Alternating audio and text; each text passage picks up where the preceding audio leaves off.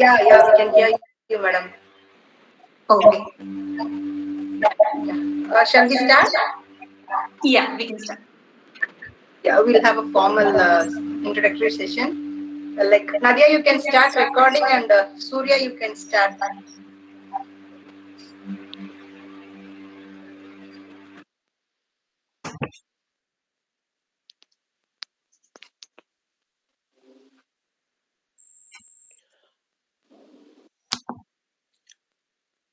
A positive mind finds opportunity in everything. Good afternoon to one and all. I would like to take this opportunity to welcome you all to the webinar on social entrepreneurship journey, a joint program by Department of Management Science and Entrepreneurship Development Club.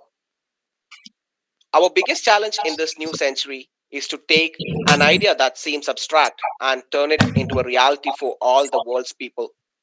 Ms. Maria Kuriakos is an example of someone who took this challenge very seriously. After pursuing her bachelor's degree, she completed a 56-hour training program with the British Council to teach English to the underprivileged kids through Times of India initiative. After being part of various organizations and serving various roles, she was passionate about business with a purpose and created the brand Tenga. Tenga uses coconut shells that are locally available to create utensils and various kitchen essentials. Run by a women led team, they support traditional artisans and craftsmen across 5 districts of Kerala. It is my immense pleasure to invite such an inspiring personality to share her wisdom with us today. Over to you, ma'am. Thank you very much, Surya. It is a pleasure to be part of this webinar. I take this opportunity to share my learnings and the journey so far, and I hope it would be helpful for you. I am, one of you as a young, I feel like a young student. So I think it's just sharing each other's experience and seeing what we could learn from each other. Okay, so I'll start with a quick introduction about who I am. Okay. Quick introduction about who I am and what I'm doing currently. I'm Maria Kuriakos. I am originally from Kerala. I'm currently the founder of, working as a founder of Tenga. So we are into a range of coconut shell products. So I've brought a few samples here to show you all. So this is a discarded coconut shell, which we have made into a bowl. So people love eating salads, smoothies, or your morning breakfast in this bowl. And we have different designs. So this is a bowl. So we have coconut shell tea cups. This is for hot beverages. Madam, sorry to interrupt. Sorry, you tell me. Yeah, your camera is in landscape mode, I think. Like, can you change that position? Okay, sure.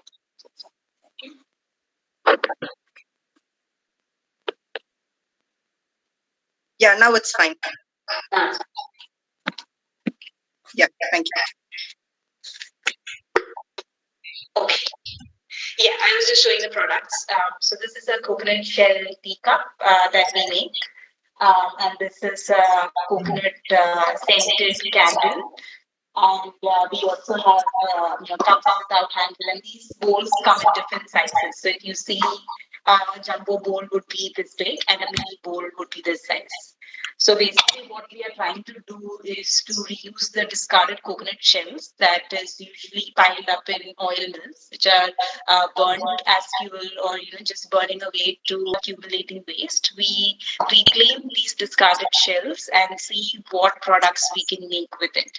So, with the use of coconut shell products, we are not cutting down trees, or no new raw material is required to create these products. We are reusing waste.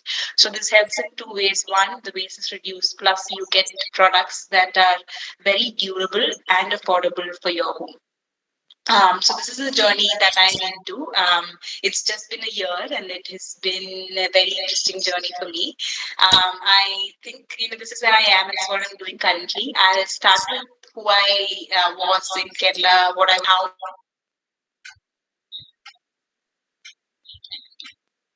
I got into this coconut shell business. So I think people used to call me the coconut. In Malayalam, they used to call me Cherata Mary or Cherata Maria, which means coconut Maria or coconut shell woman. So, I've been working on this for 1.5 years, and only now did it get the recognition and that people started noticing, which has really helped the business. So going back to who I was and what I was doing. So I grew up in Thrissur in Kerala. So initially, from the beginning, I had an interest in business. I always wanted to start something. I wasn't sure what, but I just had this thing that I wanted to do a business. So as I was growing up, I finished my schooling, and during that time, I different clothes, and people usually compliment on those clothes, saying that those are designed well. And I thought, okay, okay, why not start this as a business? This is quite interesting. I was very young, maybe 15, 16 years old, and I told my mom, everyone loves your clothes. Let's start up something. Let's start something, with you designing, and then I can help in selling.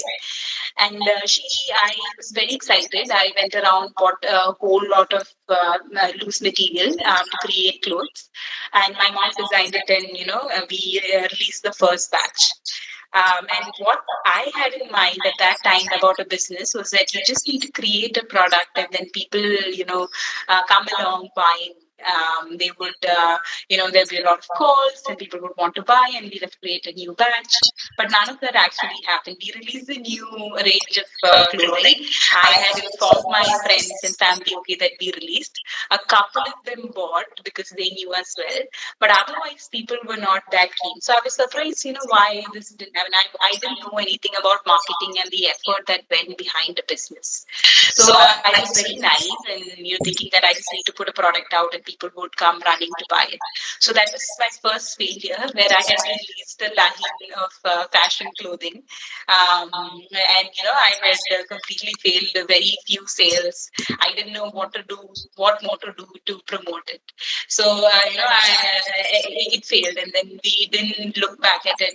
I went ahead because I was always interested in business. I first did my bachelor's in economics, and then I also did an MBA.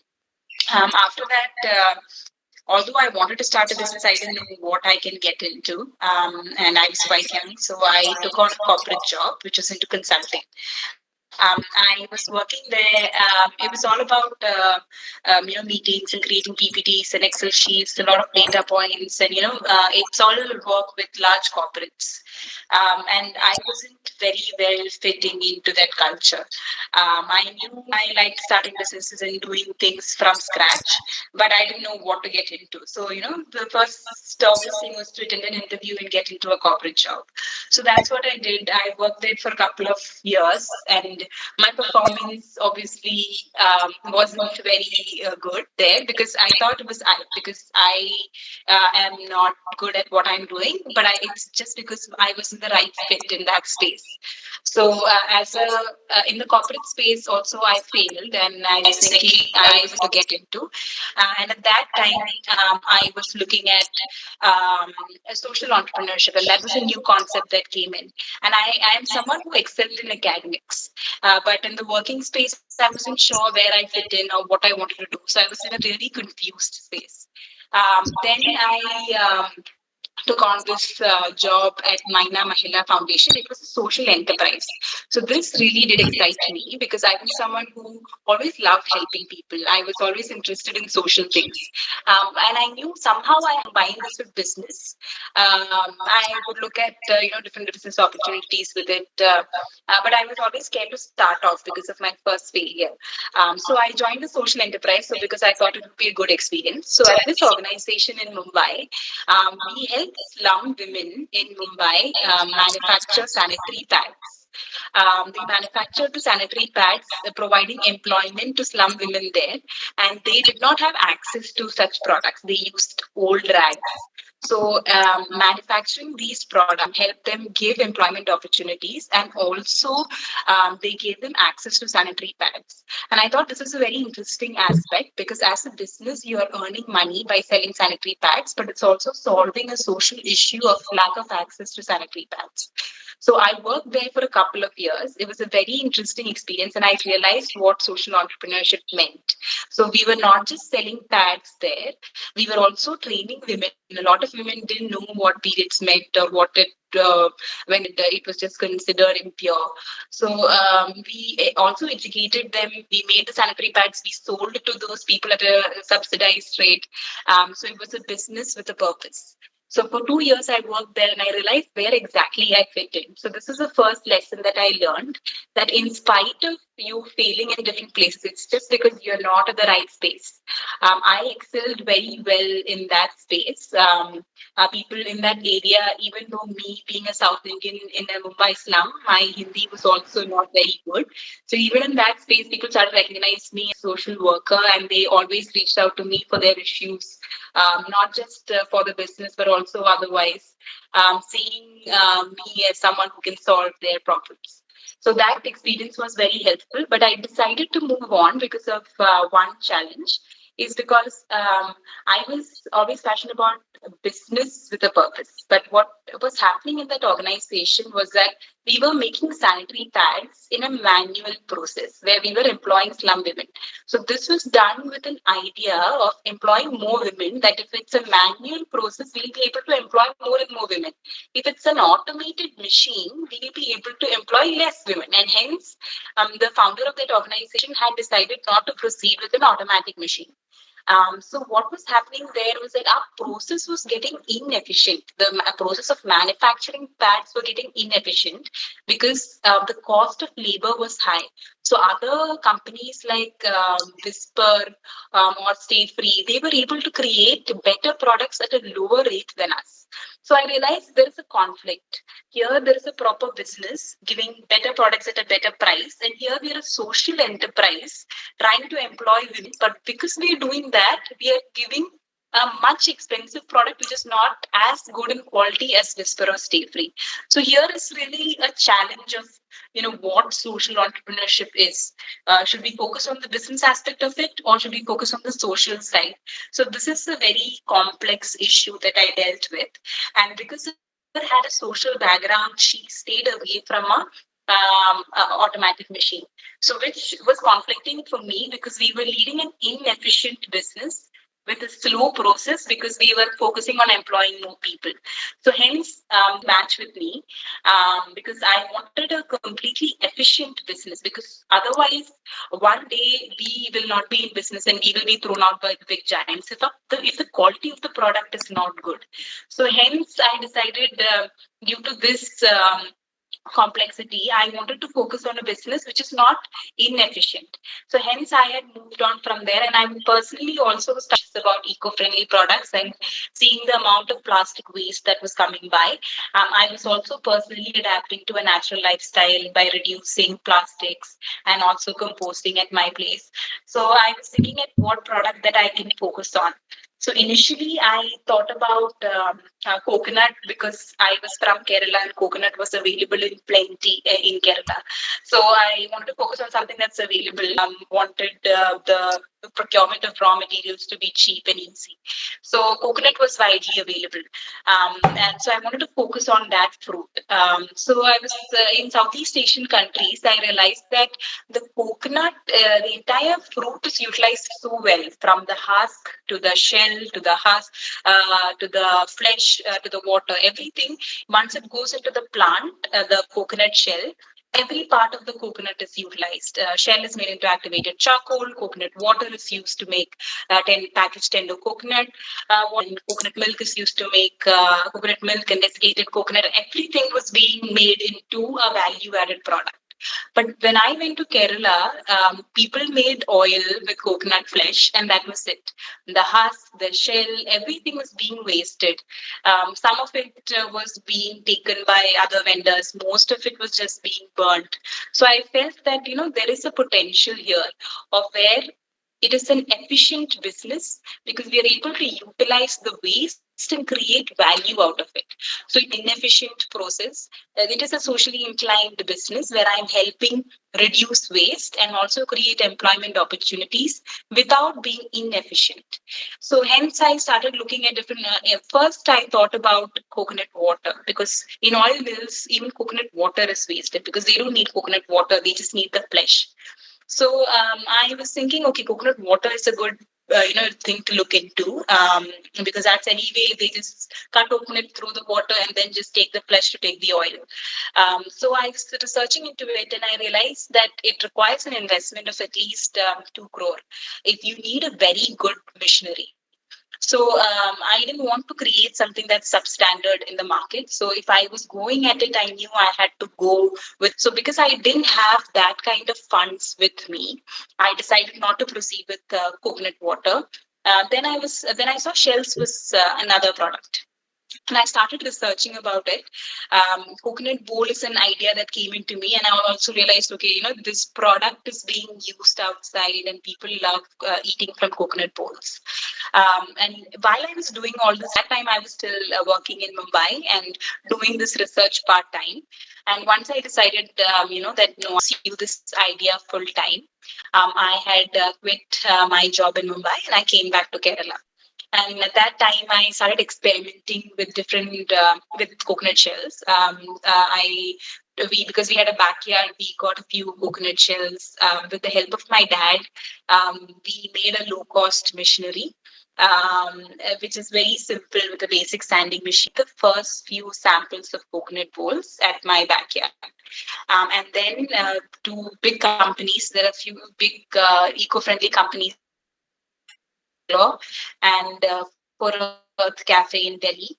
So these two companies, I had sent a few samples with the name of their brand name engraved. So on this coconut shell, we would engrave the name of the brand, like in wood.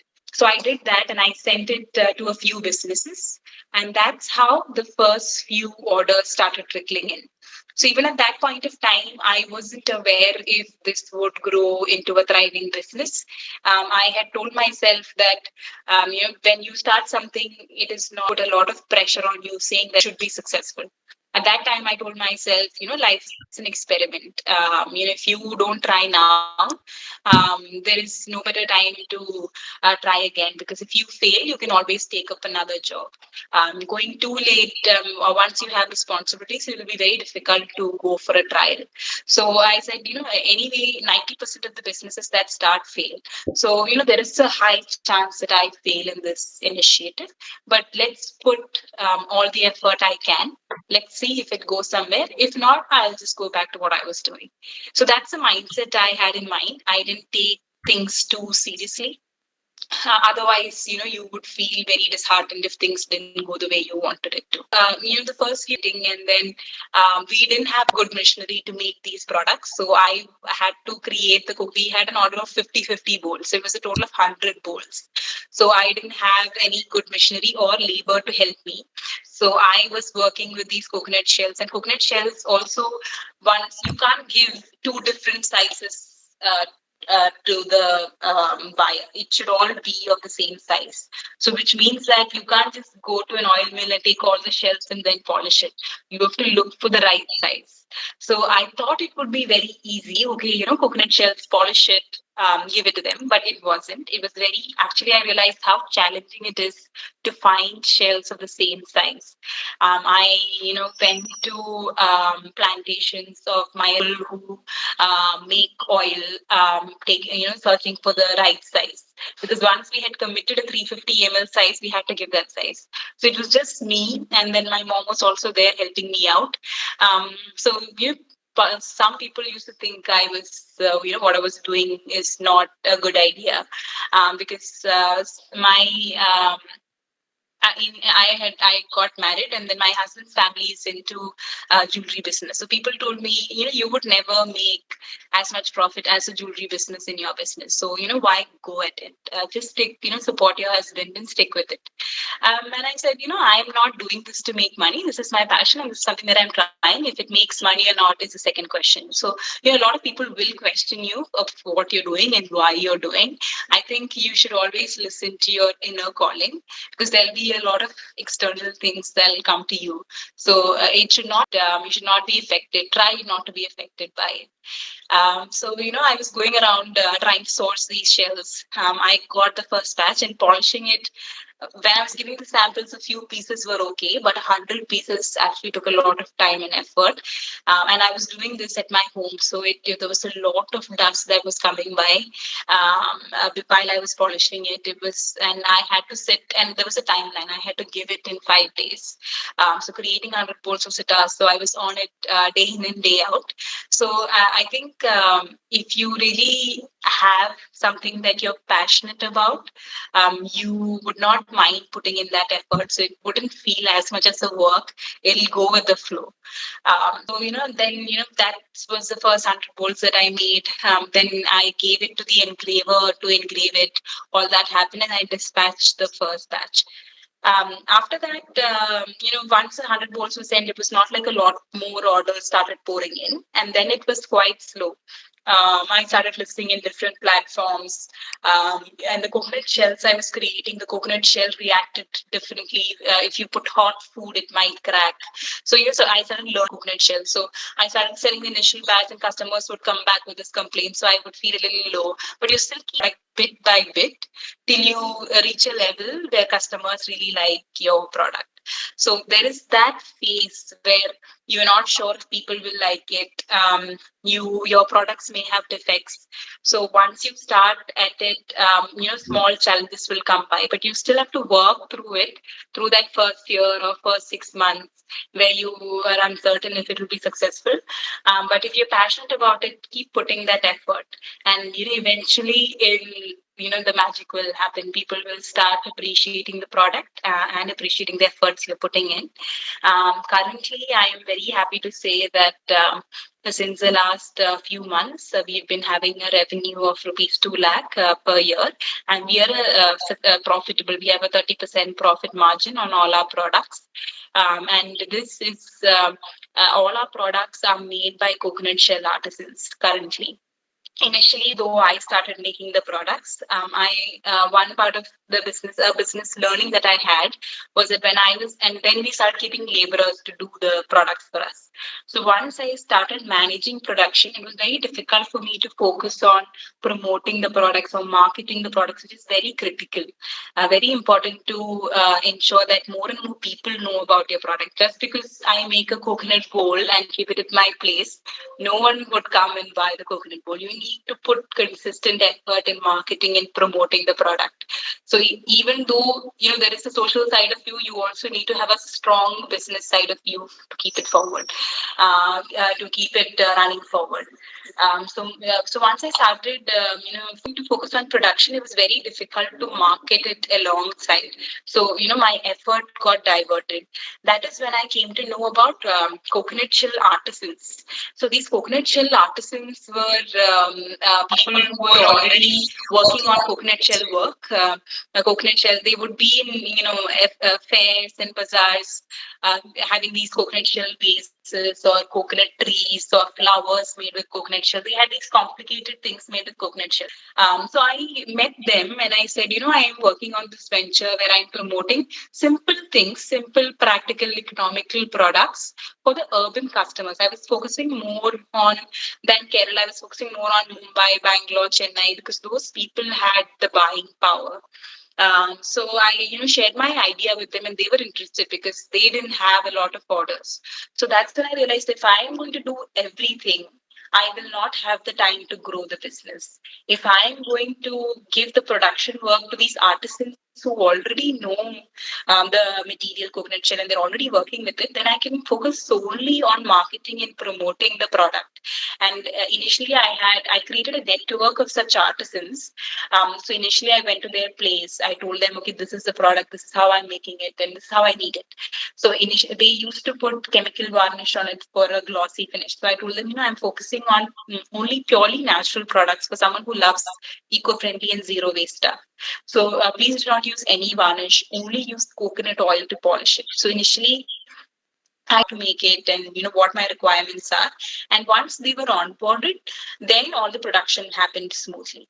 So onboarding them really helped me grow the business, even though the expense was higher than me keeping laborers and producing. Coconut shell, when individual people work at different places, the cost is higher. But I took on that higher cost, hoping that I'll be able to sell more products and cover the costs that I'm incurring there, which actually happened because I was not focusing on production. I was focusing on creating new innovative products, promoting them on social media, trying to do paid promotions and getting influencers speak about the. So those angles are also very important. Like a normal business, very important for a social enterprise to be successful. This has been my journey.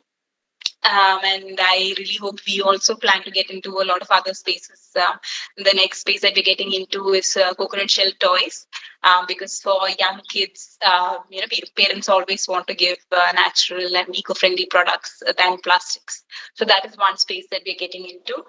Another space is coconut shell packaging. So this coconut shell will have a lid with a knob to open. So this can be used for some premium skincare brands, and also for some certain. So that's one step. We know how many shampoo bottles, how many other plastic bottles lie around in our homes. So having such packaging will really help in reducing plastics. So I think the benefit of this initiative is that although it is a social enterprise, I'm happy to say that it is a profitable business. And only when it is profitable, it'll be easier to scale what you're doing to different places and to impact more people. So hence, but even though you're a social enterprise, focusing on the profit, ensuring that you're efficient and competitive with the larger businesses is very important. So this is my story. I don't know if any of you have any doubts. Otherwise, I'll just lessons that I learned before I close. Anyone who's interested in starting a business or have an idea, anything that you want to ask.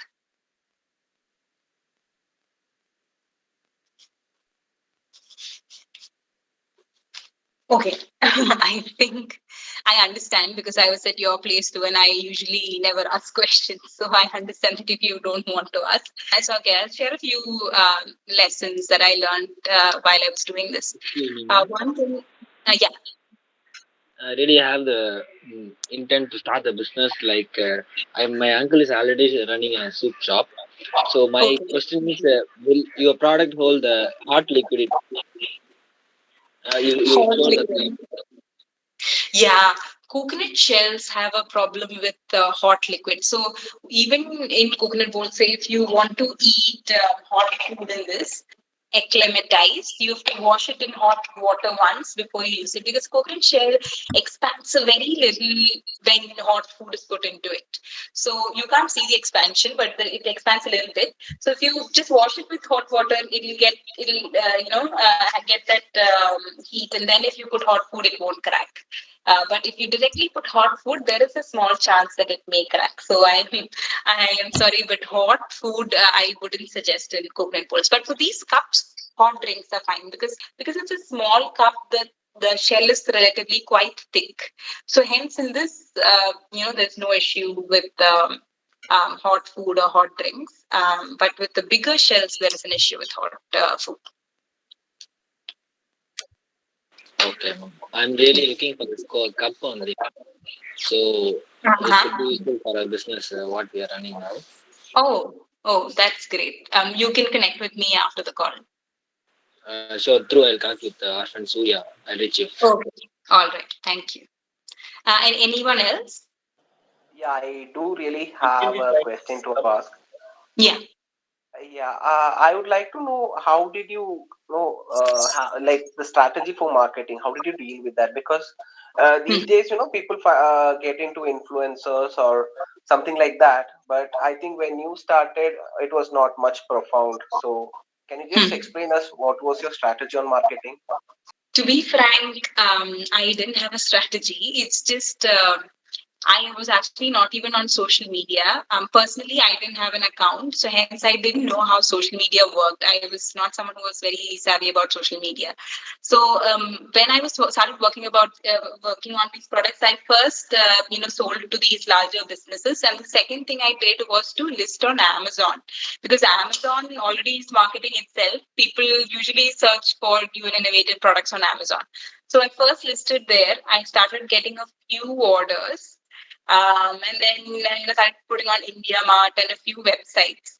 And then at that time, a lot of people were instructing me to, why aren't you start doing Instagram? Why aren't you doing Instagram, or any other social media? And I was like, yeah, I didn't actually, because I was managing at that time everything on my own, from speaking to the artisans, getting the products, taking orders, packaging it, dispatching it.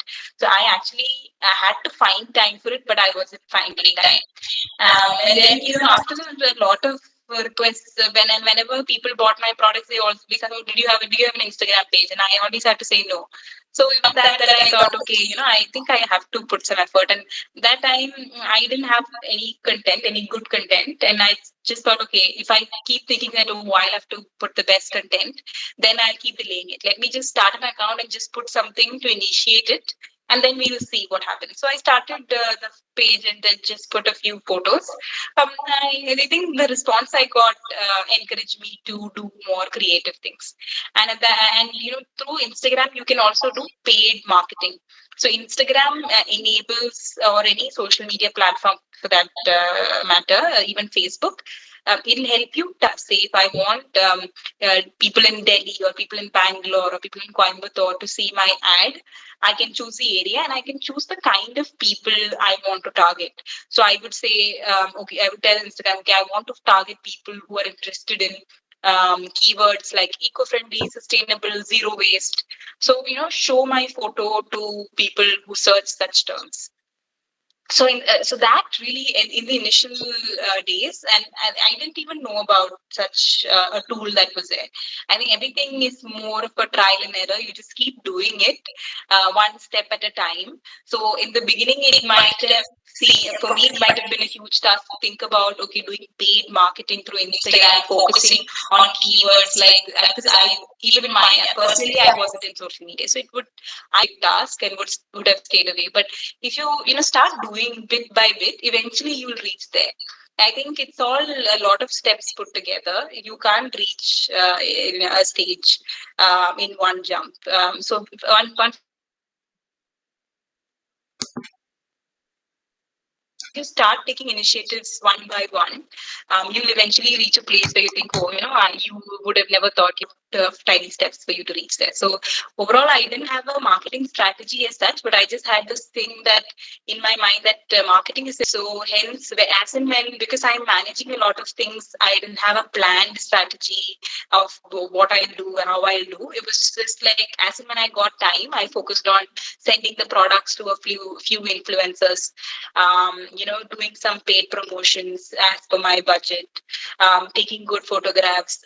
Even as an early business who didn't have a lot of funding, I spent for a very good paid the photographer 20,000 for a single day shoot.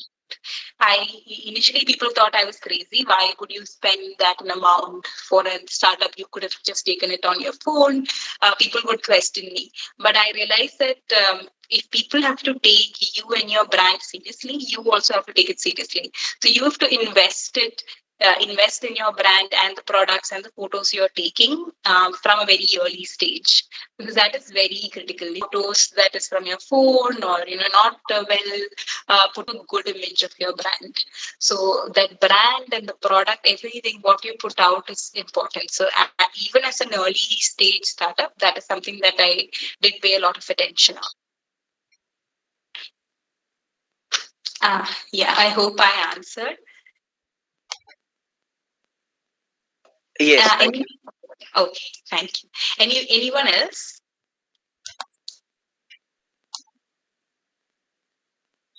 Okay. I think I'll just say a couple of more points. I think if as someone, I am someone who always wanted to start a business, but for a large part of my life, I was confused about what to start.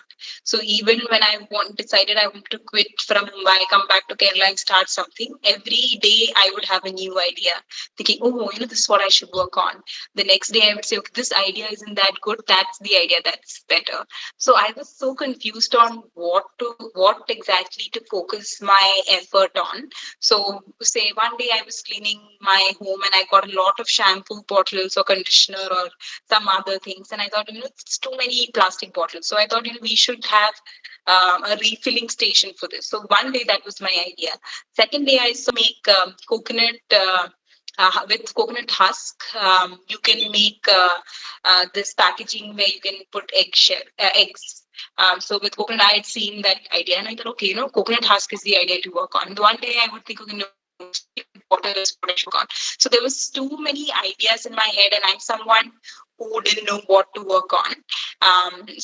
What I realized over time is that your idea is not something that's very critical, because your idea will adapt and change as you start working on it. Choose something that you're passionate about, and then research on that idea. Don't go with, okay, this is something I like, this is what I'll do.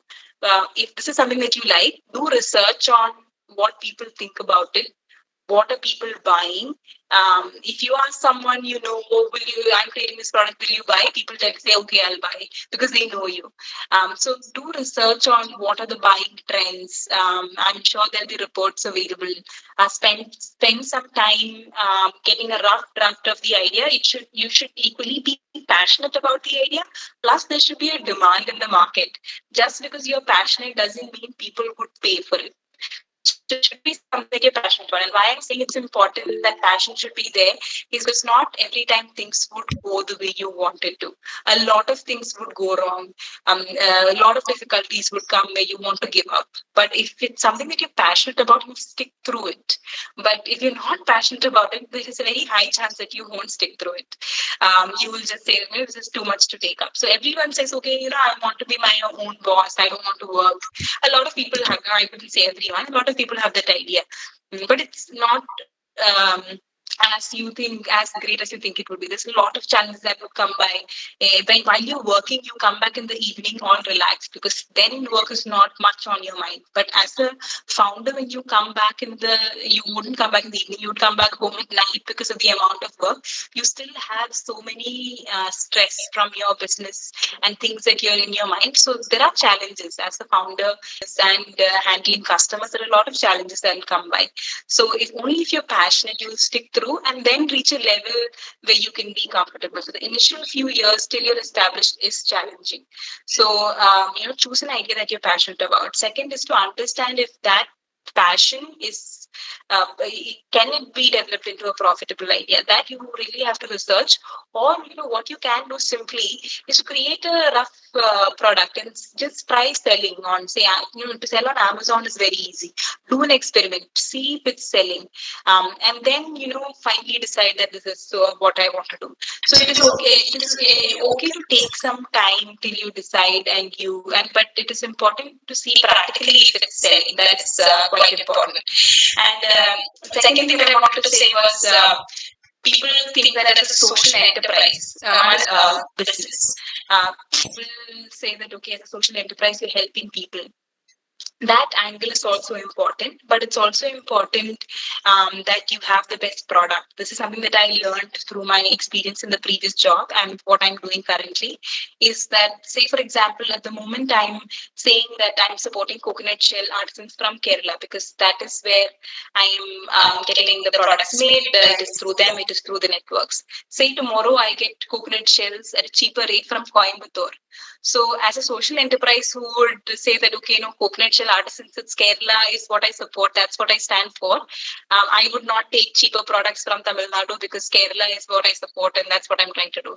If you do that, then is that eventually another business will come which is more efficient, which is taking more shelves at a lower price from Tamil Nadu, and then your business one day will not be there. So even though you're a social enterprise and supporting a certain set of people, it is also important to keep the business angle in mind.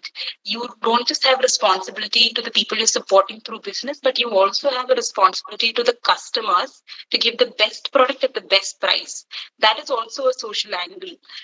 So, bringing both these in balance. So, say, for example, if I say I'm standing for sustainability, in the beginning I wasn't able to afford all eco-friendly packaging material like paper tape, wrap, or eco-friendly. Initially, I did use some plastic, but that doesn't mean okay, that's not right or you shouldn't do that.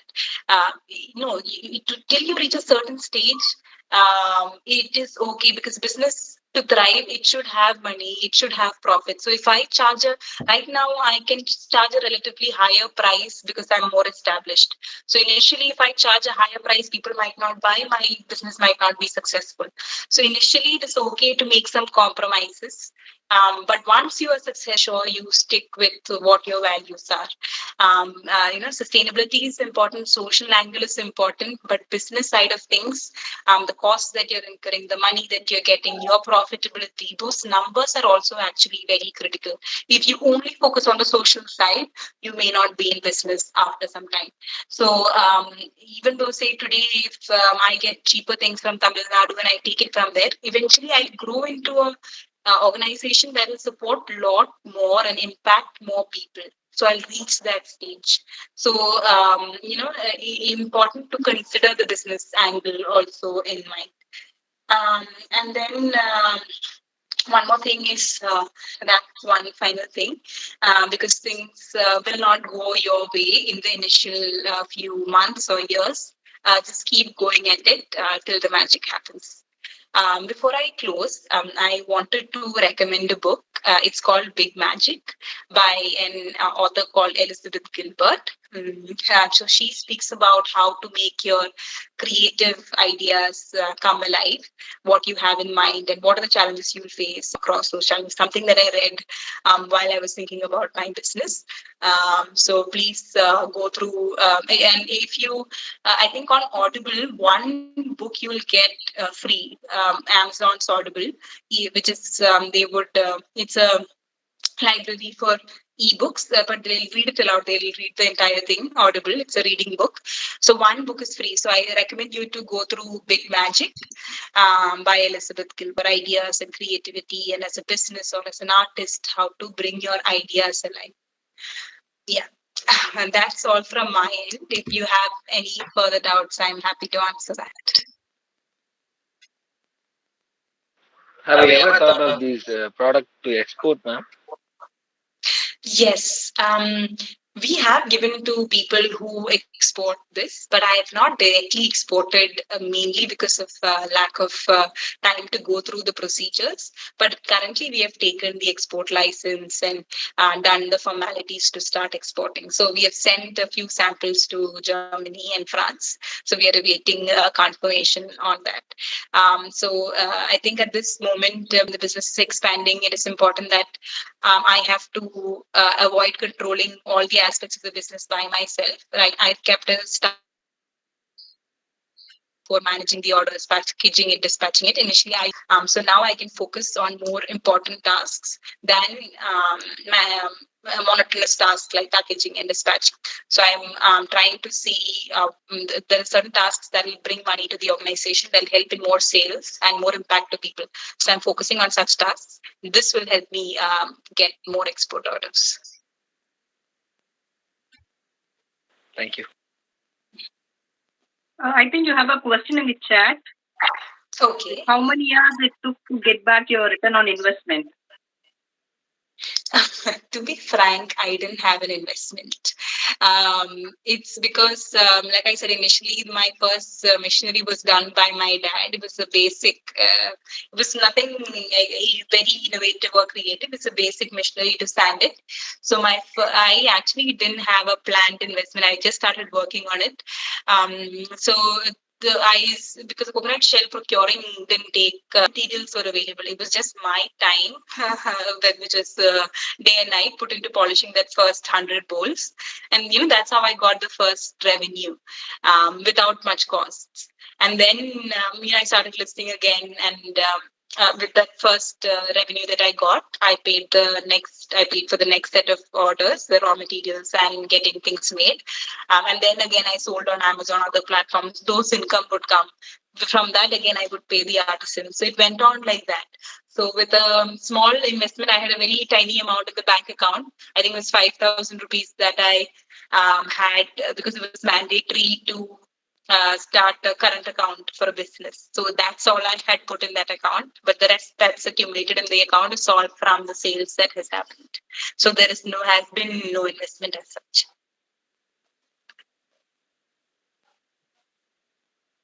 Okay. Ma'am, can I you do please have. send your photograph of your products to Surya, ma'am, so that I could speak to my friend who is doing import and export business. So we'll take Sure. a step up. Sure.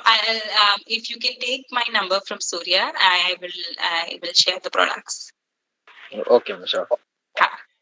I do have a question for you. Since you said that you put a lot of effort and time in making your product, I have a doubt over here because I have seen people. I mean, did the artisan skills in with you or the entrepreneur skills within you, which helped you reach this success? Because I have seen people saying that I can't start such a thing because I don't have any such skills. So, what is your point of view?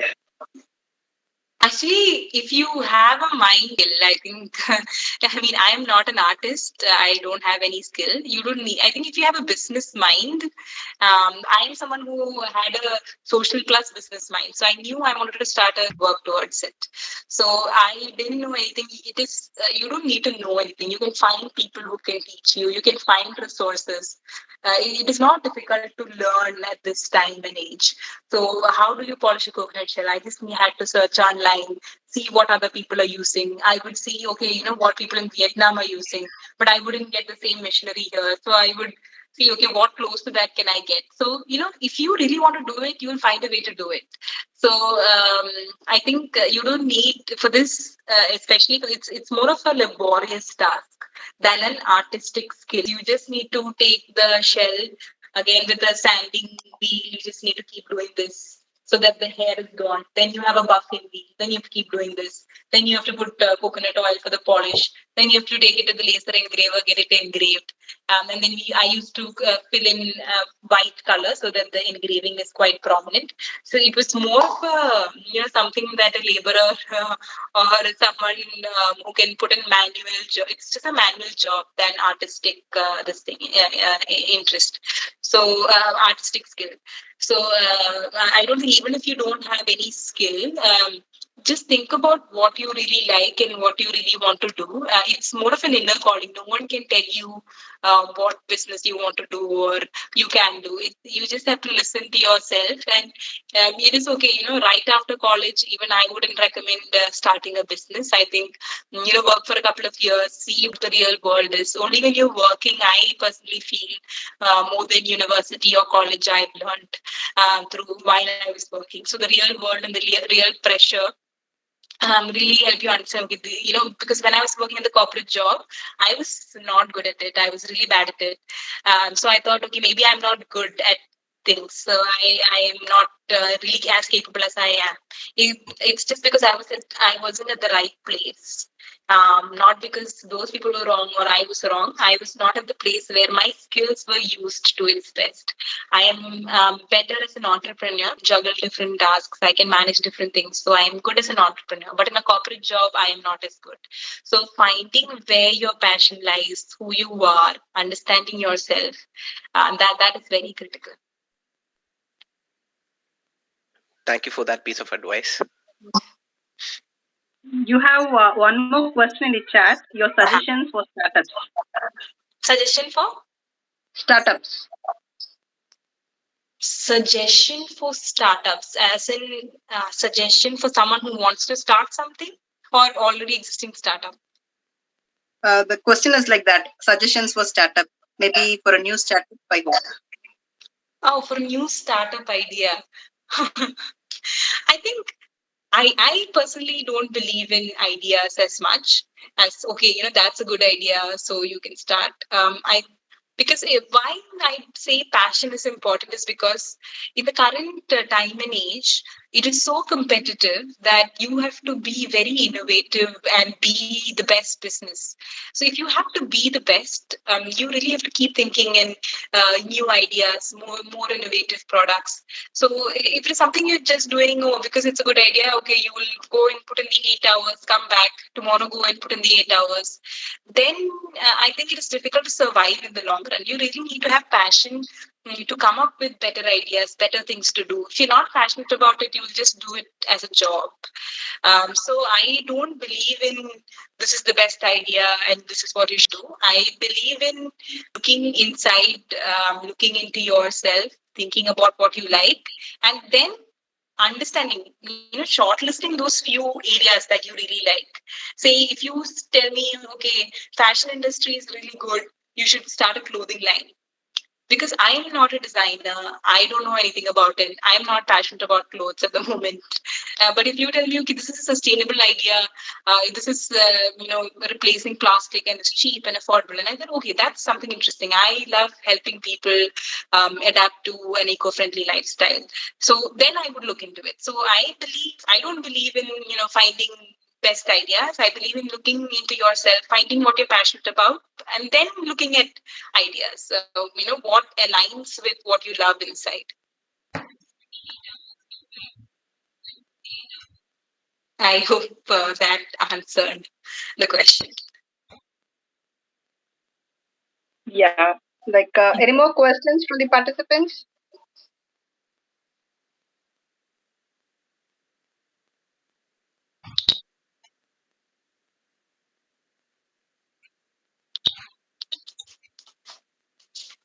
I hope like they don't have any questions. Yeah. Okay. No problem. I think that's all from my end. Thank you very much for the opportunity. I hope all of you are able to, if you're interested, start something and be successful. And you will definitely come across failures. So I think don't limit yourself. I'm not good at it, because if you start saying that you're not good at it because you're not an efficient business person, uh, you will believe in it. So it is okay, failures will happen. I think it's all about just going on and on till it happens. So this has been my lesson which I wanted to share, and thank you all for the opportunity to be part of the webinar. Yeah. Thank you so much for being with us here. Sciences and Entrepreneurship Development Cell of Hindustan College of Engineering and Technology. I express my sincere thanks for being here with us and sharing your journey. It was really interesting to know about it. Thank you so much. Thank you very much. Thank you all for joining in. Thank you. So I also thank all the participants for being with us for the past 1 hour. Thank you so much. So once again, I thank Ms. Maria for being here and sharing her journey as a social entrepreneur. Best wishes for your business too. Thanks a lot for being here.